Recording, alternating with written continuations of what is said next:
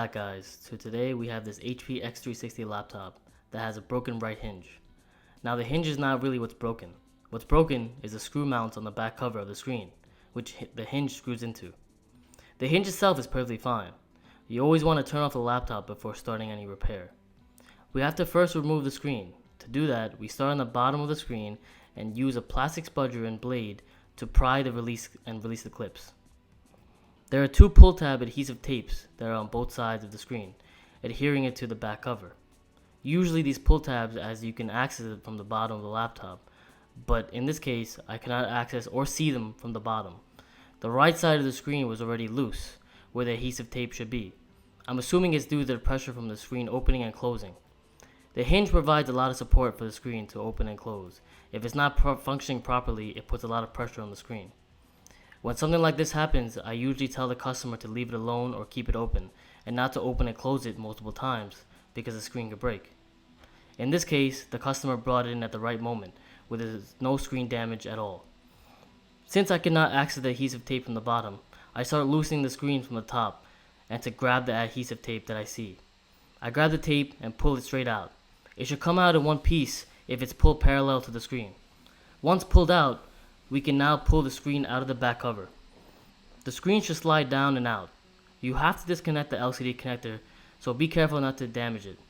I usually do these by hand.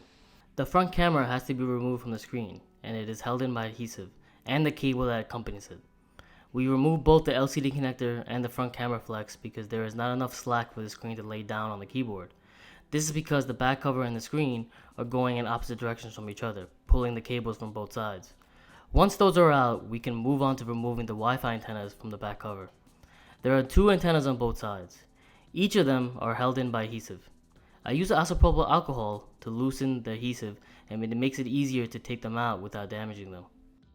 A good tip is that you want to take a picture beforehand to have a visualization of the antenna wire placement on the back. This also means how it is routed back down to the base of the screen. The layout of the antenna wires is important, because on the bottom of the screen there are plastic grooves where they should go in.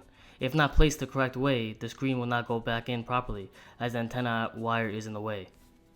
Once both antennas are removed, we can start removing the screws from the hinge. There are 3 Phillips screws on each hinge. The left hinge comes out fine, and I can actually remove the back cover once they are out, because the right hinge screws completely broke from the plastic mount. I use a plier to hold the plastic from one side and remove the screws. It definitely gave me some trouble on this part, as the pliers were having a hard time to hold onto the mount. I had to use an X-Acto blade to chip some of the plastic so I can get a good grip on it.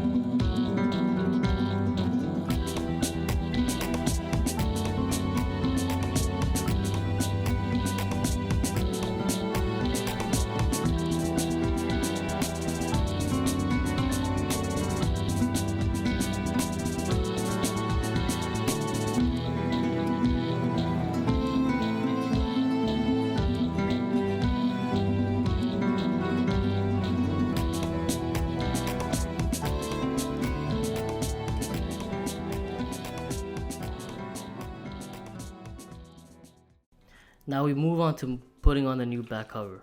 We start by lining up the hinges on both sides evenly, then slide the back cover onto them. You can take a plier to adjust them accordingly with one another. They have to be evened out properly to not put pressure on the new screw mounts on the new back cover. We do not want to put any kind of pressure on these. Even the smallest crack could lead down to premature failure, so make sure they are both even as you can get them. Once the screws are in on both sides, we finally have a working hinge. It's nice to actually lift the lid up and down without the hinge sticking out like before. It feels solid. I'm not sure if this is aftermarket or OEM back cover, but it does feel like an OEM. Why are the antennas on the behind the screen, you might ask? Well, it's because that when you open the screen, the antennas are at the highest elevation from the base. The copper surrounding the antennas are to ground them from outside interference. Remember that photo I said to take earlier? Well, it will come into play here when we start rooting the antennas back onto the cover. If you used isopropyl alcohol when removing the antennas the first time, it keeps them sticky without having to replace the adhesive. You want to place the antennas into its groove as accurately as possible because there is no space for out of place components.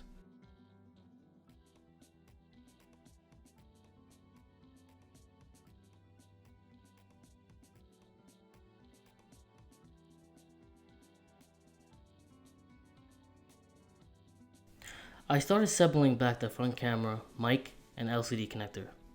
You want to make sure that the LCD connector fits all the way in and pull it in towards the screen. Sometimes it can be loose after putting it back in, so you want to make sure you don't see the LCD connector pins from the top view when you push it in.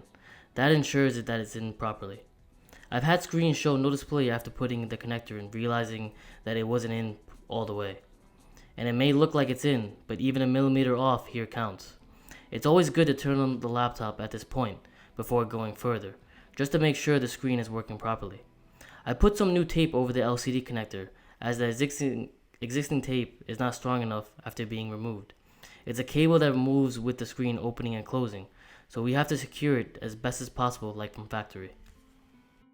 I put some 3M double-sided tape on both sides of the screen where the original adhesive tapes were. This ensures that the screen will stick to the back cover without any movements. The adhesive tapes is what really holds the screen in place, so it is important. We can now attach the screen to the back cover. You're going to want to slide the screen up into the cover and then start pressing downward on the sides, going down the screen to the base.